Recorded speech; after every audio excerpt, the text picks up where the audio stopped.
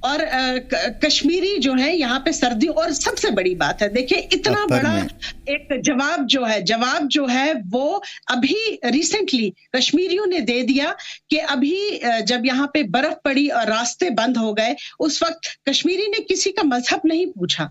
कश्मीरी ने ये नहीं पूछा आप हिंदू हैं कि मुसलमान हैं, जबकि 95% उसमें से गैर मुस्लिम थे। मस्जिदों के दरवाजे खोल दिए गए, लोगों ने अपने घरों के दरवाजे खोले, उन्हें बिस्तर, खाना, हर एक चीज प्रोवाइड की।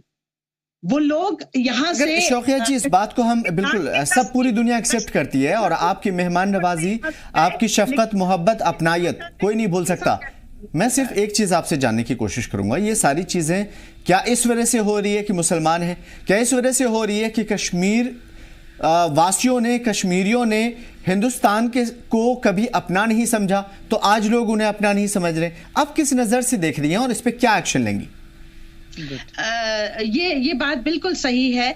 ये सिर्फ कश्मीर की जमीन चाहते हैं, कश्मीर की खूबसूरती चाहते हैं, लेकिन कश्मीर के लोगों को पसंद नहीं करते हैं। बहन जी बहुत गलत स्टेटमेंट आप दे रहे हैं। बहन जी आप बहुत गलत स्टेटमेंट दे रहे हैं। आपने, मैं आपकी डिबेट में आप, ठीक है, अवतार सिंह से आप बताइए, आप क्या कहना चाह रहे हैं? मैं बड़ी संजीदगी से अपने पीडीपी की बहन को सुन रहा था जी। वो अगर थोड़ी देर खामोश हो जाते हैं तो मैं ठीक है शौकिया जी, मैं आपको पूरा टाइम दूंगा, मैं आपकी तरफ आता हूँ, जरा इनका जवाब ले लेते हैं, फिर आपकी तरफ आते हैं। उनको इस चीज का जवाब देना चाहिए। देखिए, जहां वो कश्मीरी होने के नाते अपने आप को बूस्ट कर रही हैं, मैं उनको बताना चाहूंगा कि अवतार सिंह भी जम्मू कश्मीर के एक बड़े मशहूर त्राल इलाके का एक रहने वाला एक अदना सा कश्मीरी है, और कश्मीरियों की आवभगत, कश्मीरियों की हॉस्पिटैलिटी, कश्मीरियों का अपनापन, इसमें किसी को क्रेडिट लेने की आवश्यकता नहीं है। जम्मू कश्मीर के लोग, विशेष तौर कश्मीर के लोग, इनका कोई कंपैरिजन बाहर नहीं है। अलबत्ता वो एक पुरानी कहावत है, कहते हैं सांप का डसा हुआ फिर रस्सी से भी डरता है। हम जरूर इस चीज को एनकरेज नहीं कभी भी करेंगे कि कश्मीरियों के साथ कहीं से इस्तेसाल हो, उनके साथ कहीं ज्यादती हो। अगर कश्मीरी के साथ हमारे हिंदुस्तान के किसी कोने में ज्यादती होती है, अवतार सिंह, इंडिविजुअल अवतार सिंह और उसकी पार्टी में आपको बताना चाहूंगा। चलिए ये उम्मीद कर लेते हैं, ठीक है। शौकिया जी को अपनी बात पूरी कर लेते हैं। नहीं, शौकिया जी ने बात जो बताई ये बड़ी पिंचिंग बात है, और ये कभी भी भारतीय जनता पार्टी को कबूल नहीं होगी कि भारतीय जनता पार्टी की सरकार जम्मू कश्मीर की टेरिटरी चाहती है। वो लोगों को नहीं चाहती है। भाई साहब, करोड़ों रुपए नहीं, सिर्फ ये शौकिया जी की आवाज नहीं है, पूरे कश्मीरियों की आवाज है कि आप जम्मू कश्मीर चाहते हैं लेकिन कश्मीरियों को नहीं चाहते। नहीं,